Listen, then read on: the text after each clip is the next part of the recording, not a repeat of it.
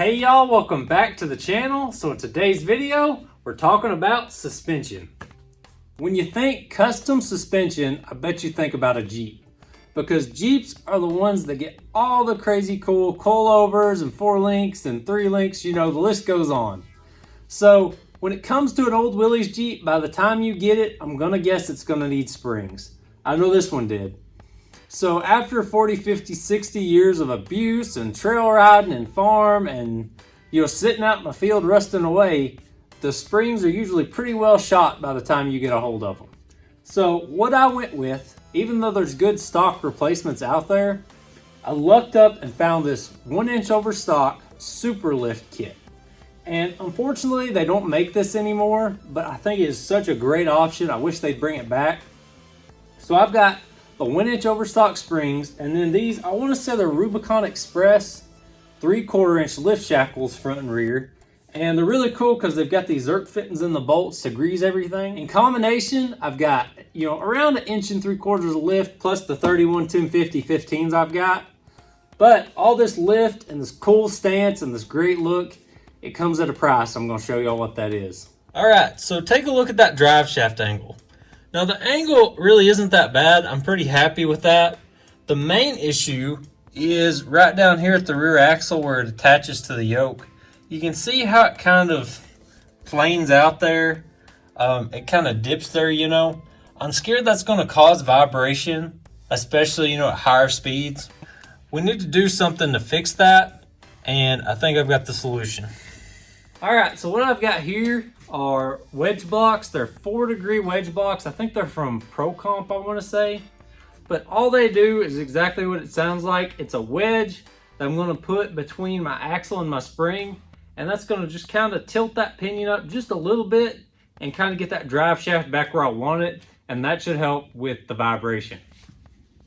Now, while we're in there and we're doing this, there's something really cool I've been waiting to show y'all. If you're following me on Instagram, you probably already know what these are. Head on over there, check me out, 7 Bar Salvage. But what these are right here, these are high clearance U-bolt skid plates. Say that 3 times fast.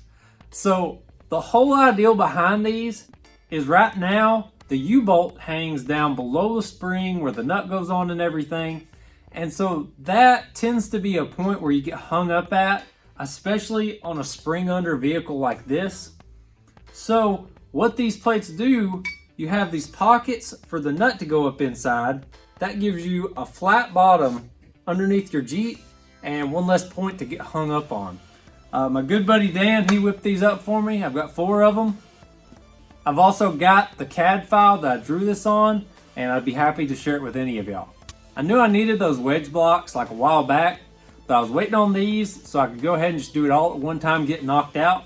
So let's go ahead and throw these things under the Jeep.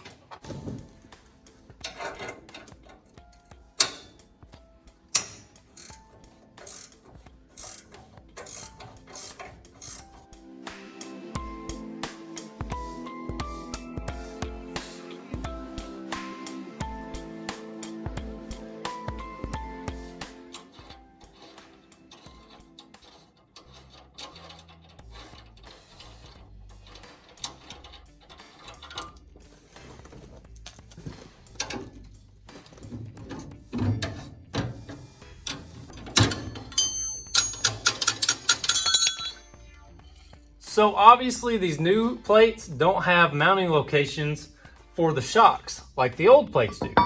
So my plan, I'm going to try and cut these old shock mounts off and weld them onto the new plates.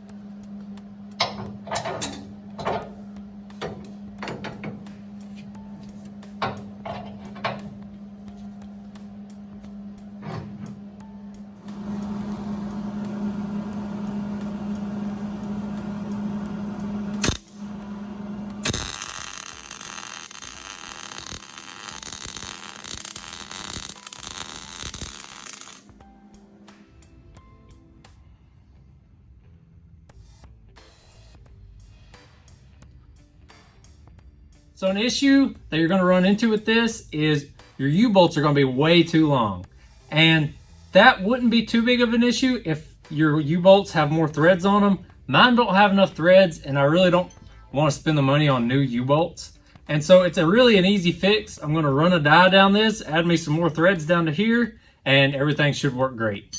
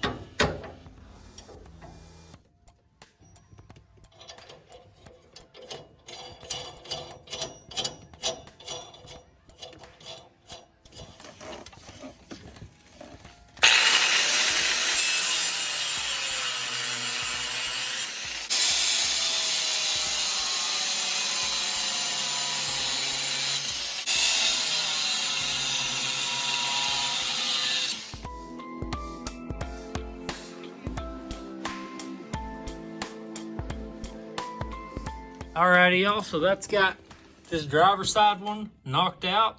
It's not all the way tight yet. I'm gonna wait to fully tighten it once I do the other side. So one side down, one more to go, and we'll have the rear done. All right, so I purposely had Dan leave the holes out of these until I could hold them up to the Jeep, make sure everything was gonna work, make sure I didn't need any offset or anything. Everything on here is symmetric. I did go ahead, I put the 5/8 clearance hole in the middle of here for your little spring pin. As far as the U-bolt holes though, I wanted to go ahead and just give y'all a little tech tip, show y'all how I like to measure this stuff out. So this is just a cheap pair of calipers from Harbor Freight. They're like, you know, 10 bucks with a coupon or whatever. So like finding the center of this right here, it's super easy to just go ahead. So that's 1.6. So then you can take your calculator, 1.6 divided by 2, 0.8. So you take your calipers down to 0.8, and then you can scribe a line with the end of your calipers, and that will give you, it's kind of hard to see it, and they make scribing die. Or you can kind of see it there. You can see right here, this is actually die that's made to scribe on, so you can see the lines a little clearer. So that'll get you the center of that. And then you just do the same deal finding lengthwise. So lengthwise, this part is, we'll say 5.7. So then we're gonna do 5.7 and then minus, our spacing is 2 3/4, so minus 2.75, and then divide that by 2, and that gives you 1.475. So let's go to 1.47, close enough, and that's going to give you exactly where you need to put those holes. So now we have our holes exactly centered where they need to be on here. So I always recommend, once you find where your holes go, take a center punch and mark each one of those positions. And then you can use a center drill, you don't necessarily have to. Make sure you always tip your drill bits up though. You're gonna do like 1/8 inch, 1/4 inch, and then your final size of 1/2 inch, like it's gonna be on this. I just want to throw that little tech tip in there for y'all. I get really good results doing it this way, and I think you'll be a lot more accurate doing the caliper trick versus trying to do it with a tape measure or something.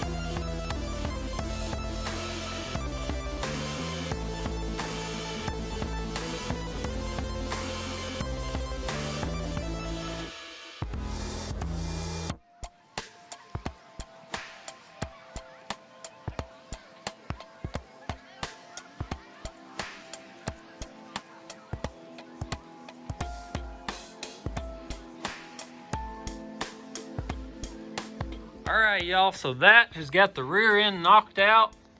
Both of them are installed. They look great. Everything cleared and everything looks good. Shocks look good. I left the U-bolts a little bit long. I'm gonna come back and cut those off when I finally get everything else done on this Jeep. It's nice to have a little bit of extra in case I do have to take these back off for some reason. So now that the back's done, moving on to the front. And this is really just, you know, rinse and repeat, same as what we just did. So, and just like that, this job's done.